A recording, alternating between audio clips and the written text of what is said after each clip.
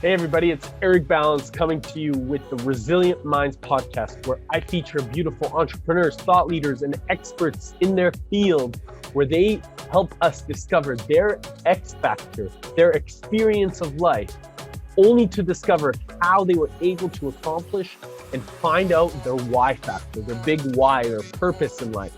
So join me as we get to discover the beauty of our minds and how can we really continue to go after the biggest and most wildest dreams while we continue to pursue and manifest our greatest intelligence that comes from the heart. See you on the show. I am today doing this episode for myself, of myself, for myself, but also like for all of you that want to tune in and listen. And I'm just grateful to start. I think that there's times where I started this podcast and I thought I needed to really have all the just focus on the guests. And I decided, recently that it's also nice to reflect on oneself. And I think that in the course of my 36th birthday, today, it would be a great opportunity to reflect. And this reflection point is a key pivotal mark, I think, in my own life. And also maybe a little bit of a diary of like what I really want to continue to bring. And so I'm going to start calling these, on the Resilient Minds podcast, the resilient reflections, and the importance of really making sure that we do reflect. Because you see, there's a magical expression that is curated when we take the time to internalize an understanding of what the world is offering us and the magic of the picture that is reflected back to us. For myself, today on my 36th birthday, I got news that the pure joy and pure life of my godmother had moved into the next life. And, my family shocked, myself shocked, and not certain of where it happened or what had happened, but how fragile and beautiful life truly is. And so in a moment, it can shift. It can change and it can evolve into the next stage of awareness. And this contrast is really a beautiful understanding. And the fact is that my godmother passing on my birthday is something that I see as a moment in time to pay attention. A moment in time to make a decision and say, how much more intentional do we get to choose our lives? And what is it about our life that allows us to really enhance the lives of others? What's the meaning that we choose to give our lives? What's the legacy that we choose to pass on? For me, this is something that I have internalized all my life. Why am I here? What's the reason? What's the purpose? What's the point? Why do I have this burning desire to want to show up or to express myself when I've been taught that the only value by society standard is in the movement or the things that you lift or you pick up or you put down, the physical expression of your ability to make things happen is the only way that you show value. Is there something more valuable? Is the value of listening? Is the value of speaking, of communicating, of helping people feel seen, heard, and understood even more valuable? What I realized as a young boy was that there was more to life. As a young boy, I would get so curious about situations of why.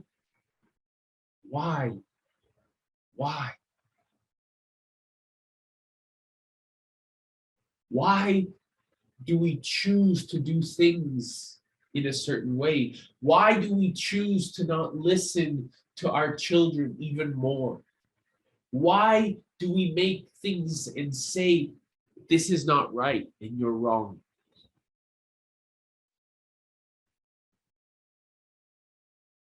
I don't agree. Why don't I agree? Because there is an innocence and a playfulness in the presence of a child that helps us understand that life is infinite. And what we do as society is we try to limit the standards of what's possible because we think that there's a limit. But that's not another person's limit. That's not a child's limit. That's nobody's limit but your own. So when I was told multiple times in my life that I'm too intense or I'm too this or I'm too that, I went inside and I asked the creator within me, and I asked and I said, is this true? And my answer from our great teacher, God, whatever you want to call the universe, was keep going in. Keep learning more about yourself. Keep taking the time and the presence and the certainty to know that you have the strength and the resilience to go deeper within you.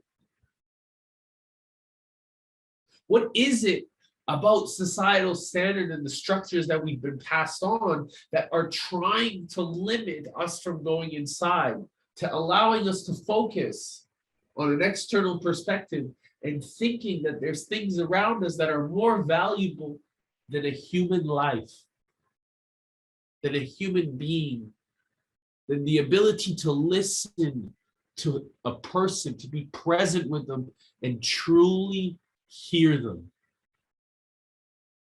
What is it about a situation in life that we choose to not pay attention to because it's something that has triggered us inside and it's been a trauma? This trauma is our responsibility to go in. Naturally, you can imagine that the hearing of my godmother on her passing today was something of shock for me and of course for the family. And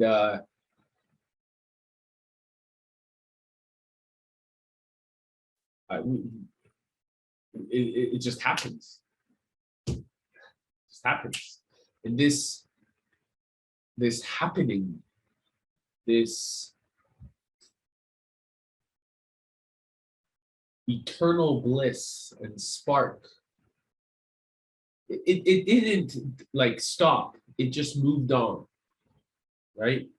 And moved on to another dimension, to another paradigm, to another energetic force. Still here with us, present, excited, smiling, you know.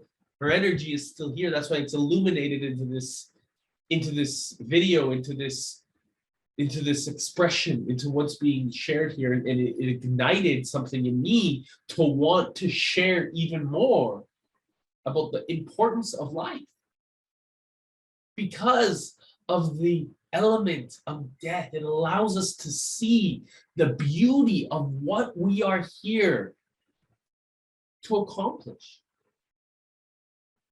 You know, growing up, I remember my godmother, she would play and she would laugh, and she would, myself and Monica, my cousin, we would play down in the basement, or we would watch videos or movies in the backyard, or do whatever we needed to do. And there was always this happiness, this expression of kindness.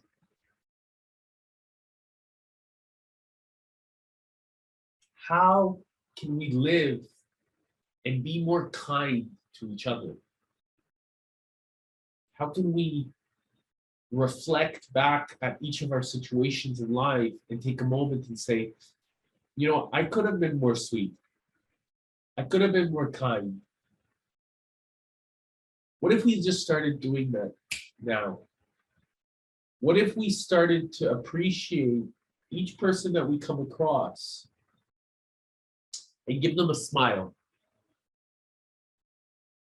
give them a good essence, see that they are also a person of this planet, and their life is just as sacred as yours. What if we were taught that in school?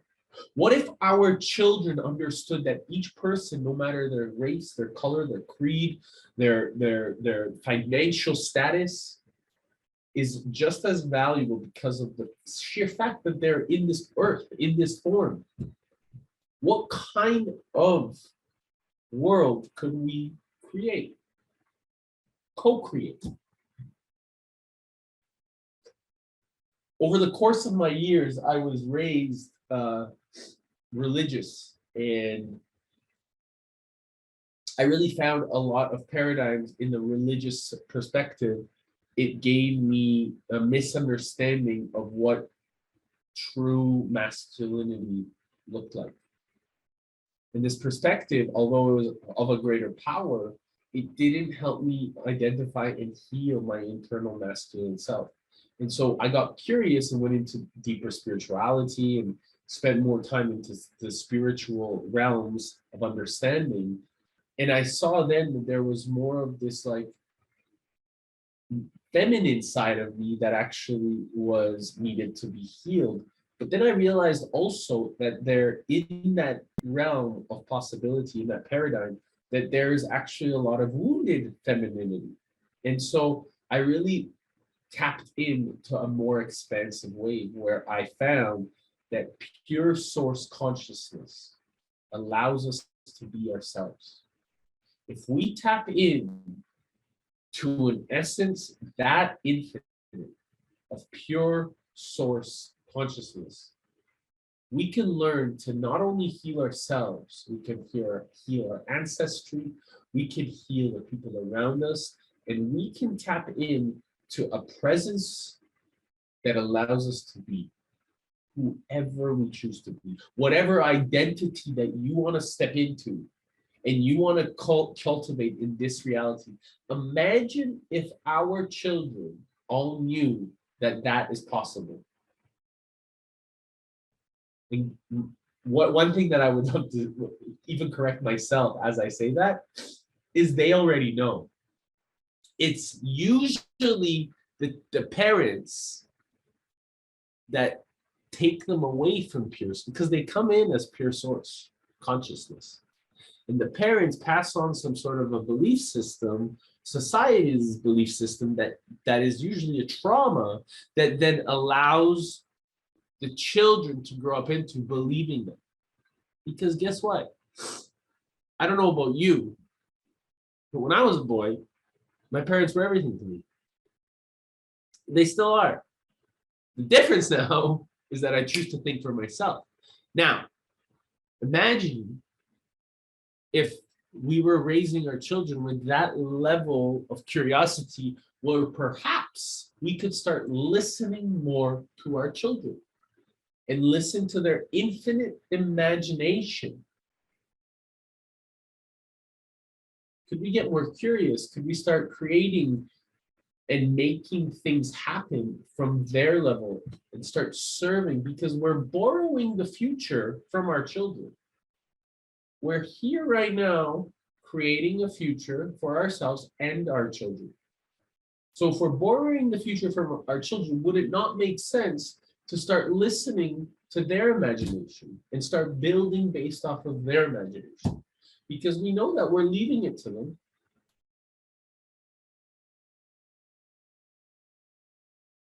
You see, we've been born of an, I know I myself, I've been born of an egocentric philosophy where I literally had a business meeting the other week, and three 70-year-old men, 7-0, told me that business is about one person losing and another one winning. And I disagree with that statement every single day of the week, because that's how they chose to become wealthy. It's not true. Wealth is about all of us at the table winning together. So this old paradigm, this egoic perspective of I win, you lose, is such a philosophy of a patriarchal expression of not feeling worthy. And if you don't feel worthy because you feel like there's lack or there's scarcity consciousness, that means that as a byproduct of living in scarcity, you don't live in abundance. How can we co-create a world that sees the abundance in everything, in each other, in people, so that we can help our children recognize the magic of what they are here to bring? That we are literally helping them cultivate a new future. What would that look like? How would that look like to you? How would you step up in that responsible category? What responsible role would you take if you knew that you were fulfilling the dreams of your children and their children's children? Would you step up to it? Would you work towards a shared purpose? Would you be more empowered? We're all doing the best we can, right? With the knowledge that we have. I know for myself that my parents did the best they could. And I know that there's a lot of people around me that are always doing the best they can. So if we all collectively move toward a more introspective understanding of who we really are, and we step into an identity where we can express, not need to like worry about the judgment of what somebody said or how we need to show up, or just be. We just be and do the best that we can all together, and we know that we can count on each other. What does that look like? How would you contribute your energy to that? What would move you and excite you to take those hobbies, those interests, those passions, and align them to your business model, to your life model, to everything that you do? So it doesn't need to separate. So your family life and your business life can actually be just the life that you live, and so that it actually is all co-created, and you could live a life of full abundance. Because let me tell you one thing, death is upon us all. And if death is upon us all, then what can we do to have a more meaningful life in everything that we do? What can we be to be more intentional with every moment that passes us by? Because I don't know about you, but I don't want to waste the most beautiful resource that I literally have, which is my time, on things that don't mean anything. How can I connect not just myself to what's most meaningful to me, but to those around me? And so use my time to really help others. I want to read something to you guys. And this is something that I read the other day, or I wrote the other day.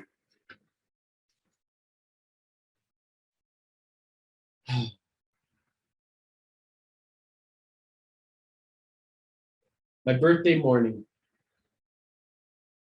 I wrote it this morning, my apologies. I sit, drink coffee, embrace the sun, and listen to the birds. I hear from this most beautiful person that I call my beloved today. And gratitude sets in. I found somebody that is really meaningful to me, that she lights me up. And this power expands. Knowingness is illuminated. You see, we spend so much time in our heads of how we're going to figure it out, rather than just making things reality. The life we have is the legacy we get to curate. Our greatest opportunity comes in stepping into the greatest identity and trusting in that power. We are the presence, the power, and the grace we keep seeking. It's all inside of us. The more I trust in myself, the more I know what I am here to accomplish. I am a loving awareness that gets to lead. Because every single day, I lead myself. I heal from the inside every day and step into an illuminating path that comes to me from our great teacher. My connection to creation is infinite. It's not limited. And as I spent this morning in reflection, I hear you, I appreciate you, and I'm ready to pave this path so that others see your presence in this reality. I love you.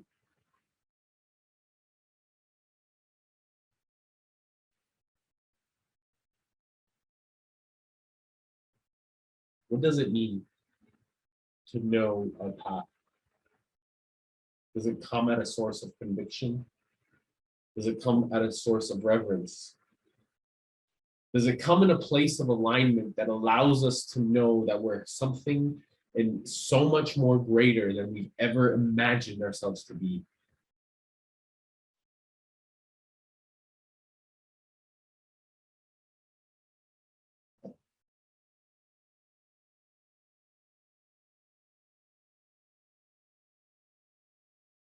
When grace is upon us, we fully step in, right? So my question to you on my reflection and of my first, resilient reflection episode is, how are you going to live each day like it's your last? Take the time, reflect, and know that you have every opportunity available to create your life, the life that you deserve, and design it by your standards, nobody else's. I love you. Thank you for listening. And I'm going to do more of these. I'm going to spend more time just adding value to your life. And I look forward to just bringing my energy in a space that's intentional, that's present. And I look forward to hearing back from all of you how you loved it. Big love. Hey everyone, and thank you so much for listening to the Resilient Minds. I hope you enjoyed the show. Please make sure to go comment and like and follow us on iTunes or Spotify, and please make sure that if you really love this, to share this episode, and make sure that you're inviting all your friends to like it as we continue to unfold what the beauty of our minds does.